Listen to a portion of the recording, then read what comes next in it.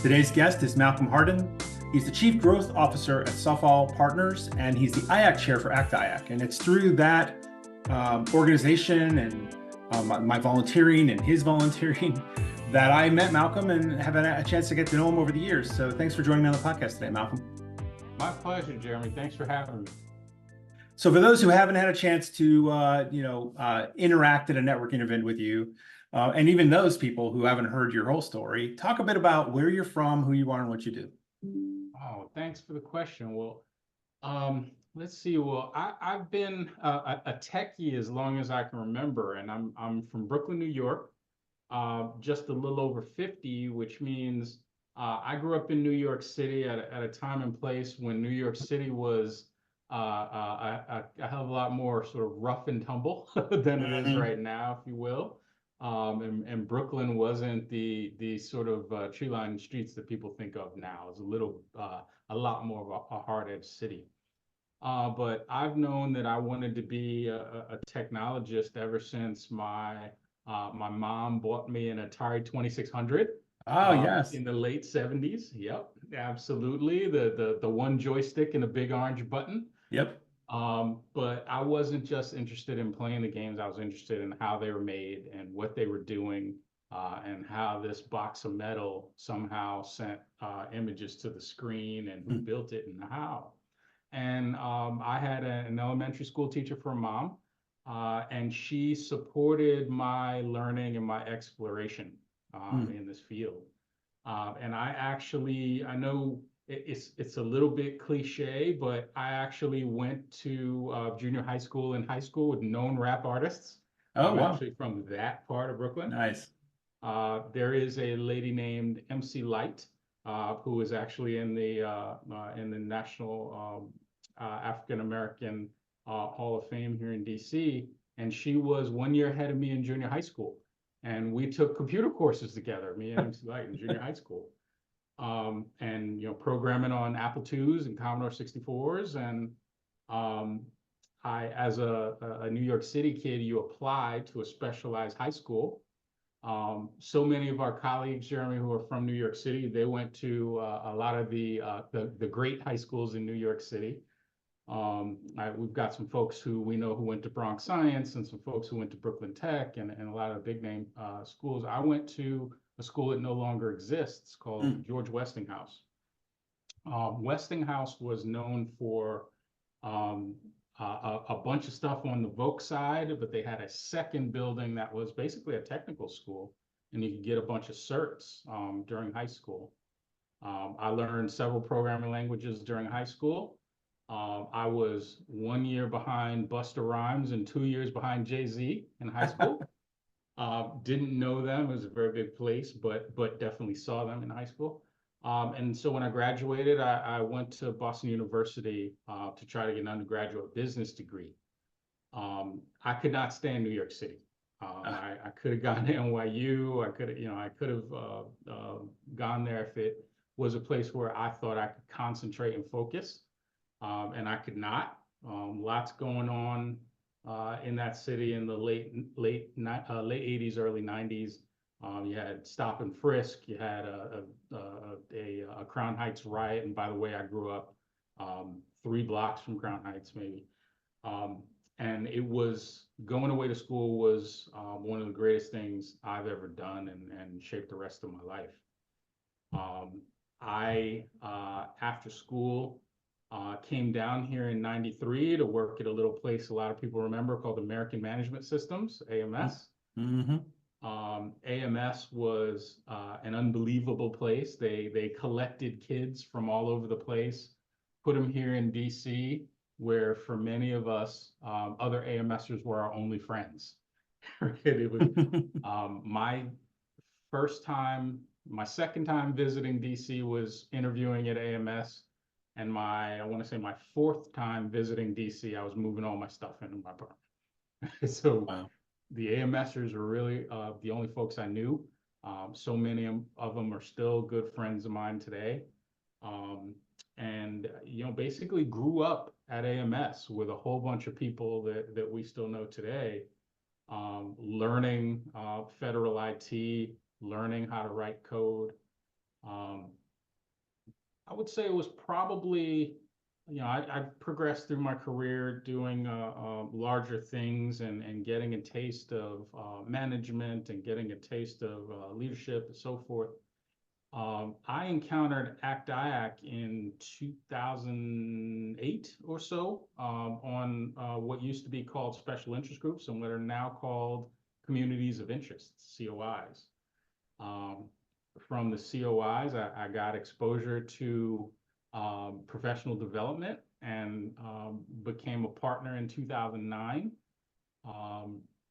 AMS was then CGI, and I was working for a wonderful boss at CGI who was investing in me, and she decided to bring me out of my shell a little bit. I was more of an introvert coder, and ACT-IAC Partners really brought me out of my shell. They paired me up. So myself and another gentleman on the government side were notoriously young for the program. We were significantly younger than any other two in the class. Rather than pair us up together, I was paired up with a longtime NRC executive. She's actually retiring this year. She knows who she is. And I tested as the most introverted. She tested as the most extroverted, and they put us together. ACT-IAC can, has an interesting sense of humor in a lot of ways, but she brought me out of my shell. She really did, and as did the rest of that partners class, and changed the trajectory of my career. ACT-IAC completely changed the trajectory of my career, made me a voracious networker, made me somebody who can get energy from pretending to be an extrovert for 8 to 10 hours a day. Rather than have it sap me, I sort of figured out how to actually have it fuel me. And when I want to be an introvert, I can sit on the couch and be an introvert a little bit. As you and I are recording this, one of the more interesting networking happy hours that happens once a month is happening. And this is a good night for me to be here, not necessarily surrounded by tons of people, but if I weren't doing this, I probably would have pushed myself to do that. So I do prefer this. Me as well. Me as well. Yes. So, fast forward a little bit.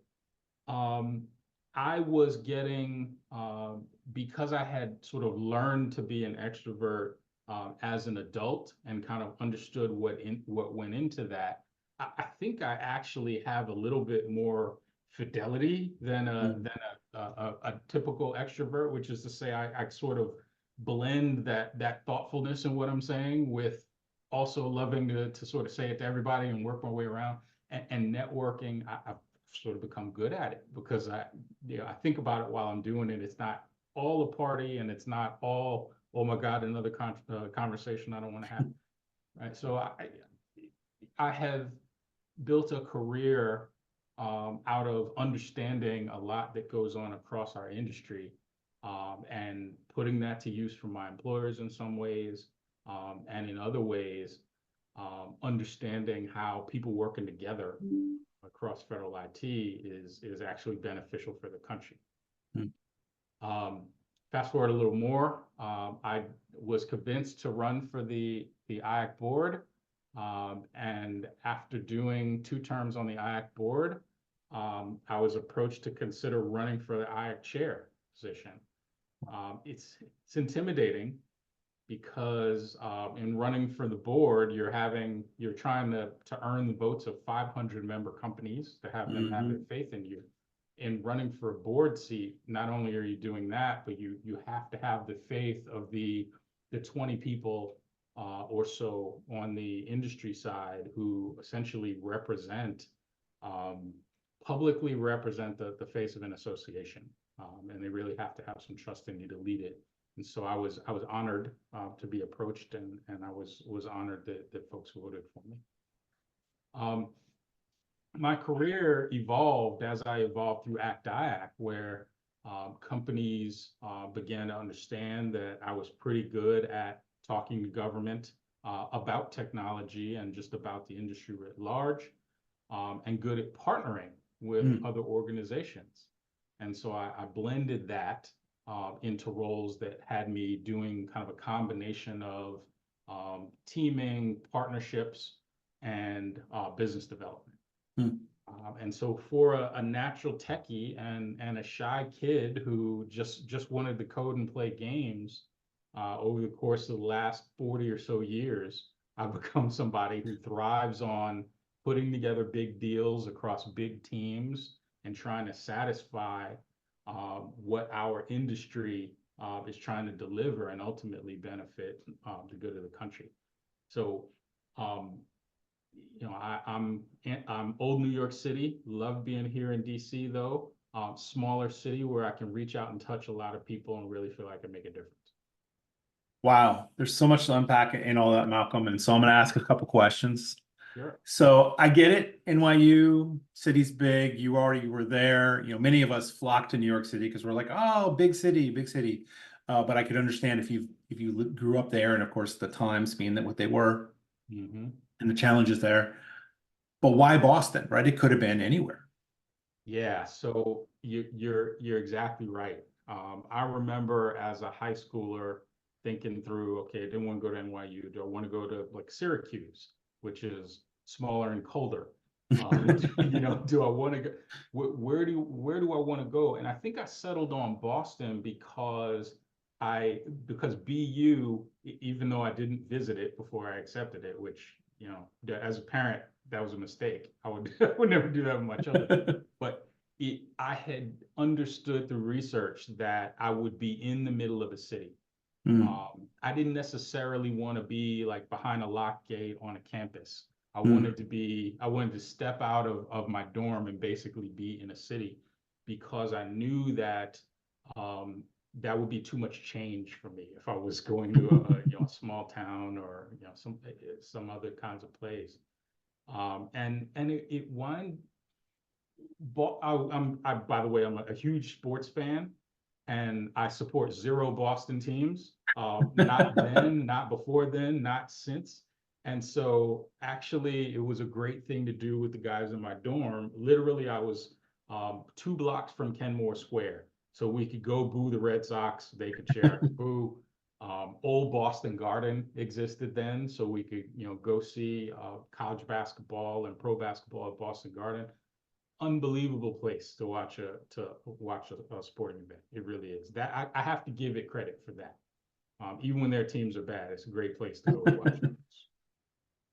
Wow, so that's interesting. Yeah, I like that. I like that concept of a university that's integrated with the city. My son went to George Washington University here in DC. Similar experience, right? You walk right out of the dorms.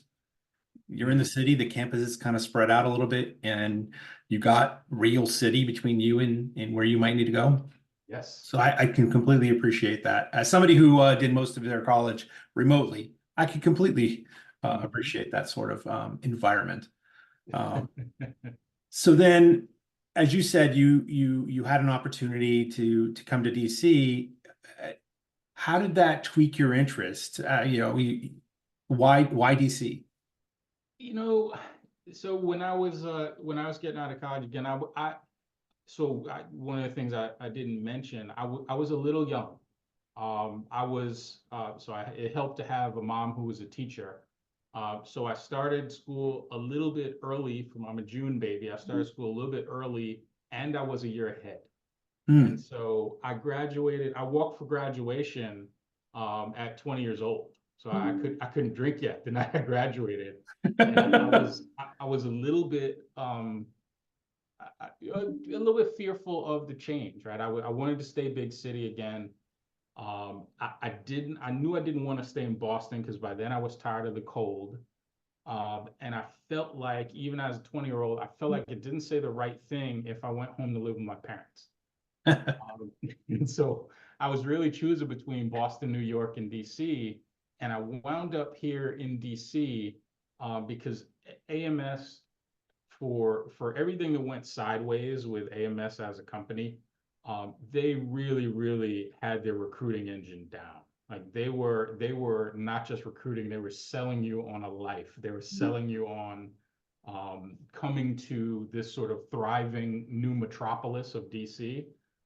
And you know what? As it turns out, they were right. The amount that this city has changed, this metropolis has changed in the past 30 years is unbelievable. It really was a boom town, which is kind of what they were selling.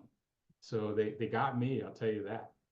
Well, they get a lot of people, right? The fresh opportunities, ground floor, if you will, of a place that's starting to grow. It was probably, even thinking back to the time period, it's perfect time period is before the dot-com bust, right? Yes. Um, Mm-hmm. I've got friends who started around then who, their situation was such that, they moved here and their parents got them a condo. Right? The parents kind of could see the writing on the wall and financially were able to swing it. Parents got them a condo in places like Boston or Virginia Square or what have you. All these years later, the kids have a really significant investment property. Like, oh my God, who knew that this place was going to keep booming the way it did? and it's not slowing down. Mm-hmm. Exactly. So then after AMS, you said you had a couple more opportunities. Now, did those come about because you sought those opportunities? Was it from the networking? How did you generally find your jobs from that point on? Yeah, so AMS and then CGI was a very interesting place. I mean, one of the things that I left out was I was gone from AMS for a little while, for a few years, came back into what was then CGI. So I was a boomerang back, and it was it was a place where it helped to have grown up in AMS. Mm. The AMSers laid the groundwork for the U.S. arm of CGI, and many of them are still the cornerstones of what is currently CGI Federal and CGI US. And when I came back to CGI, I was sort of a Swiss Army knife, right? I had learned a bunch of things in the industry, and they had me doing tech stuff and managing tech projects. They had me sort of out speaking with my new ACT-IAC skill set. They had me solution architecting. I was running an innovation practice. One of the things I'm most proud of is that CGI building that's in Boston. I did a lot of the work, myself and my team, to actually get that thing going and open it, put the big ribbon on it. But I was doing partnerships. I was doing a bunch of stuff, and the way my career just sort of happened at CGI, I was promoted young to the VP level, and then I sort of went sideways because I was a Swiss Army knife, and I kept taking these lateral roles, do 2 years here and then go do something else, lateral. And before I knew it, I had spent 10 years at the VP level, and I'm not sure that my name was in consideration to move up. And I came to that realization pretty late.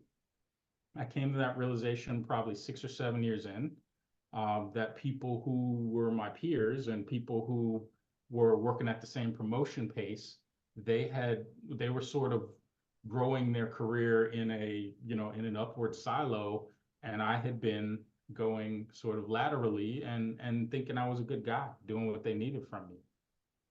And it might be true that I was a good guy, but ultimately, they weren't. I didn't have a champion saying, "All right, it's time to figure out how to get this guy up a level." And so, the last rotation I took at the VP level, I ran the sales territory for the Mid Atlantic, which was roughly a $300 million sales territory, and that gave me the credibility to jump off into a bunch of different things. And so I left on January 1 of 2021, I think it was 2020, whichever year had just started COVID. I think that might have been 20. Yes. And that's the year I left. I was that New Year's Day, I was moving my stuff out. Wow. But that history and that experience, I think, like you, I have tried to vary my career a bit and not just stay in one career path straight up. Like I was a software developer like you, but I've also managed IT budgets and policy and project PMO offices, project management. and now I'm doing enterprise architecture, right?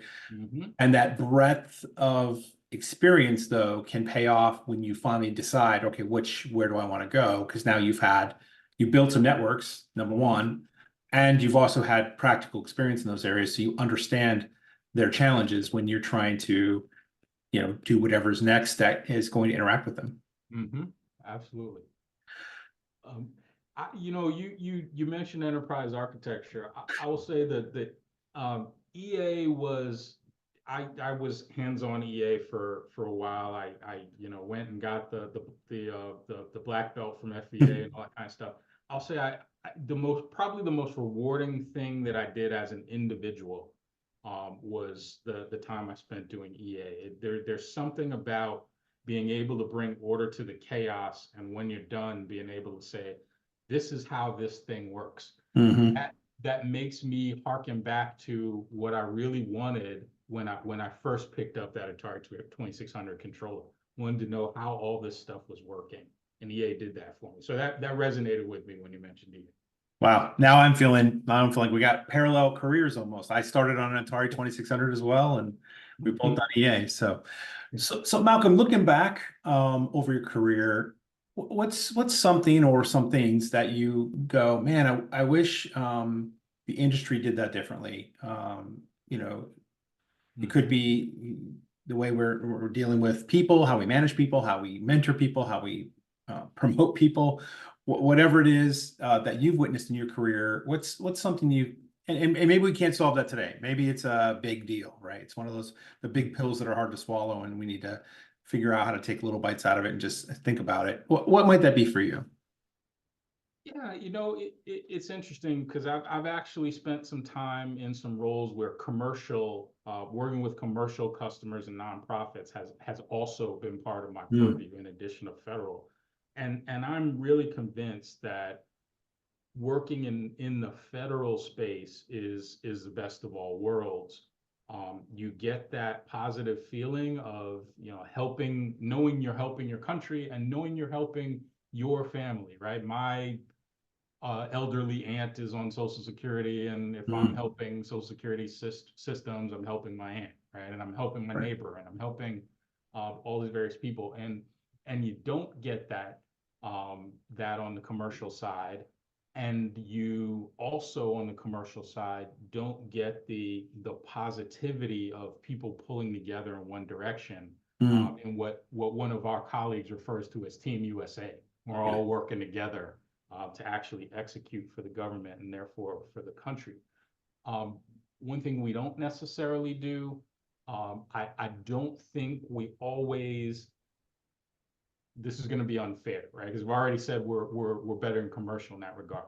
But I think we can even do better in bringing out the best in each other when we partner together. I think we make a lot of marriages of convenience Mm, in federal projects where the prime may feel like, well, hey, I'm the one on the hook for this, so I'm going to take the best roles, even if my people aren't the best to do it. And oh, by the way, over time, I'm pressured to monitor my bottom line, and having my subcontractors do yeah. stuff really takes away from how corporate looks at my bottom line. So over time, I'm going to kick out these subs, and then the government's not getting what they thought they were getting at the beginning. The Yes. subs didn't get that experience. The prime contractor isn't. They don't get the robustness of what they actually promised that they would deliver. Uh, Mm, they're just sort of collecting the check in that trough before you have to cycle back up because the recompete's coming, and then you got to look your best. So you yeah. fix it all for the recompete. I don't think we do that well enough. And when I put teams together, I try to figure out how to set the proper incentive structure so that everybody behaves, including my organization, whether I'm priming or subbing. Um, we got to get better at that because, as you know, in our business in federal IT, we make personal promises a lot, and I don't mean that in the legal sense because I know there's legal issues there, but I mean um, there's a certain risk inherent into us taking on federal projects, that it just structures itself differently than in commercial, and we put our personal, we bring our personal oomph to it. When we say, hey, Mr. and Mrs. Government, we really intend to deliver this thing.